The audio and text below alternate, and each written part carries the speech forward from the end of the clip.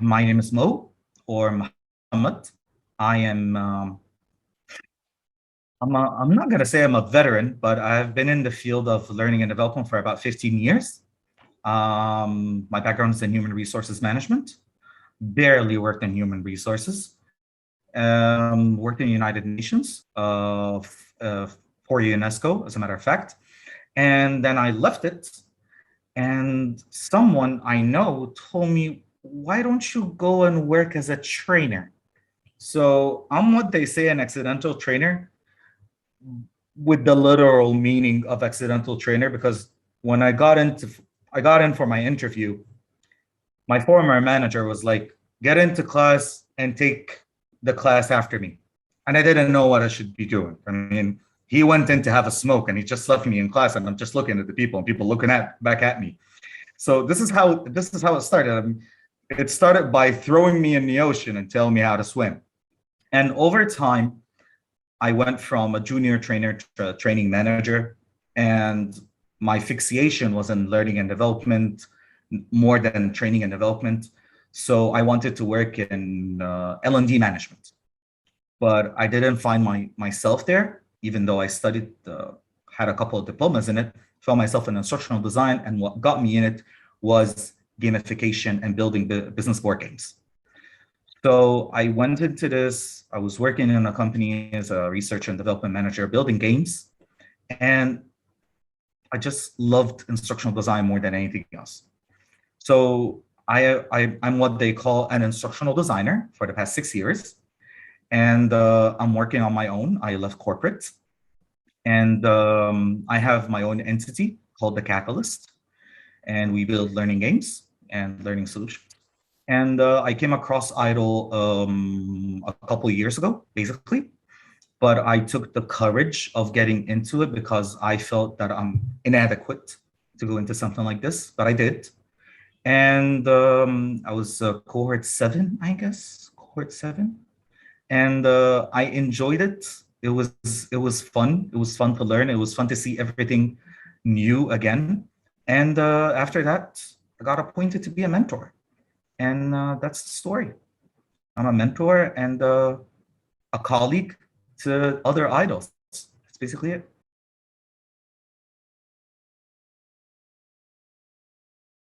So mentoring in the Idol Course Academy is pretty structured. It's not random, because I've been in the mentoring realm for a while now, and it's usually, oh, go talk to the people about 1 and 2 and 3, and these are like general guidelines. And each and every mentor would be talking about like their own experience. They would be managing things from their own perspective, and you would find conflicting opinions and perspectives from one mentor to the other. But in Idol, things are structured. They have context. Each and every week, we have the 8 weeks of the cohort. With each and every cohort, there's like 8 weeks of working. And each and every week, there's a topic that we need to talk about. And there are specific things that we need to let the learners be aware of, given the fact that we have to put into consideration that people that are attending to us are either new transitioning IDs or alumni that are still working on understanding things, or people that are coming in just to ask questions about today's topic or to learn about what's going to happen to today or this week. And the beauty also of it is that you don't need to attend for one learner. I'm sorry, for one mentor. It's preferable if you can stick with one mentor and follow through with him or her, yet you have the ability to choose from different mentors that would fit your own understanding, your own ideology, their style of cascading the information. And that's from the structure side of life. Now, when it comes to what happens in the sessions, people come in with questions, people come in with concerns. And when I say concerns, I mean they come worried about this new industry or field that they don't know much about. And they also might be having a background in software. So they were like graphic designers, or they were working in engineering, and some have a background in teaching. And why am I saying those two examples? Because you have people coming from teaching that are aware of learning sciences, but don't know much about tech. And you have people that have software background that don't know much about learning sciences. And the beauty of it is throughout the cohort, you get to have that mashup between both of them. And for people to appreciate each other's experience, and accordingly, the sense of community and collaborative learning comes into place. So they get to learn about one another, they get to listen to one another during the call. And after that, in the chat, and also on the network, on the Mighty network, they start to talk with each other and they start to ask each other for help. And that's the beauty of the mentorship, that it's not only about the mentor talking to people, but about how people are connecting with one another and building that sense of community in a field that they don't know much about, or even if they do know, they need the support to it.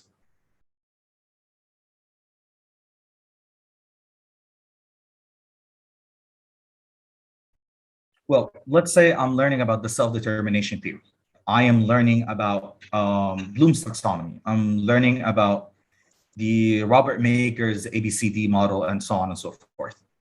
Some people know about it from an academic perspective. Some people are self-learners. Like for instance, I am an accidental trainer. I didn't get like a master's degree in instructional design, like many other people on the other hemisphere, because on my hemisphere, here in the Middle East, we don't really have degrees in instructional design as per what's happening on the other side. So I know the struggle of, I read about this, I know what it is theoretically, but how can I put this into action? Like, how can I make a practice out of it? And this is where the problem comes in. And if I do know how to make a practice out of it for higher ed, I might not know how to make sense of this for corporate. So what happens is that many mentors start to talk about real world examples. Like, this is what happened with this specific company. They came in with these specific needs and they wanted those specific demands that sometimes might not be very reasonable or possible. But as an instructional designer, you need to excavate, you need to do your well analysis into the whole case to get to see what happens into it. I mean, how to make a learning solution out of it. That's one point. The other point is that when you go into the academy and you see the rich lump sum of courses in it, you get overwhelmed, like extremely overwhelmed, because you have to be a learning developer, an e-learning developer, and you have to be an instructional designer, and you need to know about theories, and you need to brand yourself, and you have to have a portfolio. So people come into the mentorship and they're like, where should I start? Like, what should I do? Should I start with development?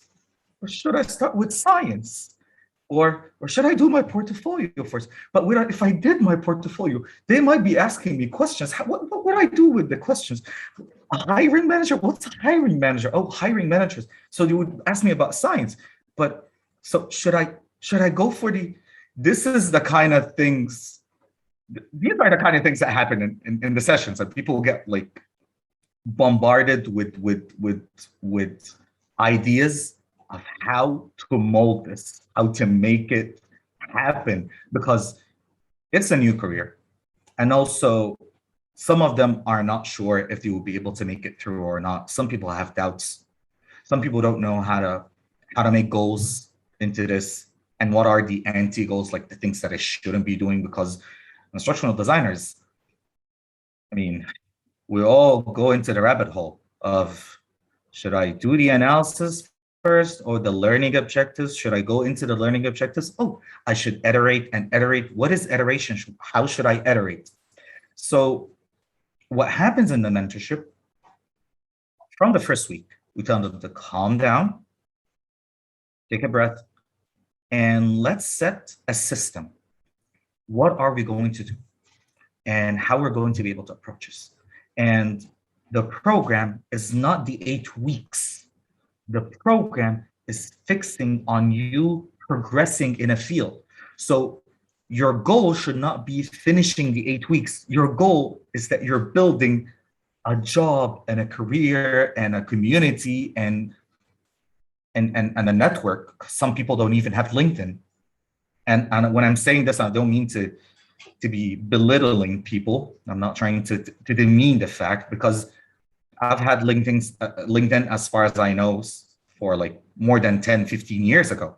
But some people are like, I don't use LinkedIn. I don't know what it is for. Is it for a job application? Like, should I be talking to people to get a job? And this is the common understanding. But as a matter of fact, LinkedIn is the place that you can learn, and not the courses, not the LinkedIn learning. Like, you can learn from other people. You can get resources. You can get opportunities of freelancing, of working in charity, and so on and so forth. So we're setting a system, not for the 8 weeks cohort. We're setting a system for what you are about to go through as a life career. Because the goal, and Dr. Robin did talk about this, the goal is not to finish the course, and the program doesn't finish the program doesn't finish by the course is done, because 8 weeks are done, but you're still on the community network. You're still talking to people. You're still getting advices. You're still getting feedback. You're still able to talk to the mentors, and that's the thing that we need to tell them about in the first couple of weeks.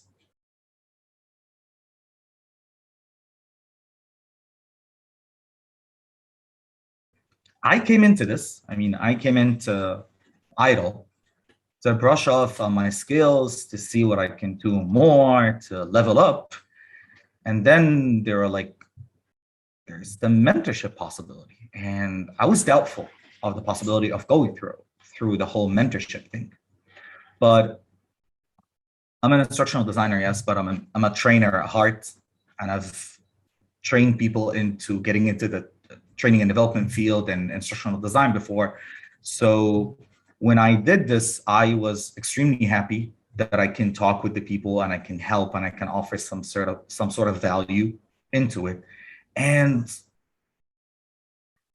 it was interesting to me to have a paradigm shift, to really appreciate that certain things that you take for granted, people are holding high on their note. For instance, the ability to build up an infographic, to put up a trainer's handout, to put up learning objectives. Over time, we kind of get used to this, and we do mix and match, and we build it up. And if a client said something, we can spot out the problems. But to really go in with the mentee or the learners, I don't really like to say mentee, the learners, the colleagues, my colleagues, the people that are with me in the field, and tell them about those minute things and how it makes sense. It's refreshing, because you're really offering something that you thought it was so minuscule and tiny, but to them it's huge. And the beauty of it is that when they get to understand what it is, or let's not say understand, because that's not right in learning objectives, when they get to identify or define what it is, they start to apply. See, I'm using learning objectives again. They start to apply, they start to practice, and when they practice, they share their wins. And as much as their wins might not be that much for someone that is working in instructional design, they're huge, and you need to appreciate how huge they are. So throughout the mentorship, I had people that were struggling to build an infographic for a client, and they did, and they got a job. Some people were asking me about things for hiring managers, and they're getting into interviews, and they were so psyched about being able to put learning objectives properly, and for them to be able to build a video, and for them to be able to make a small rice course, or the sheer excitement of when they're building up their own portfolio. Because when they're building up when you're building up your own portfolio, you're actually building up your own identity. So people really take a lot of pride in it, and you feel good about it. You really do appreciate the struggle, the hustle of doing something like that. So mentorship, it was fun, because each and every week you see wins, you feel good about what people do. And when you offer something to them, even if it's tiny, it's huge to them, and they make a lot of achievement out of it. So yeah, I loved it, and I would love to do it again and again. I don't mind at all.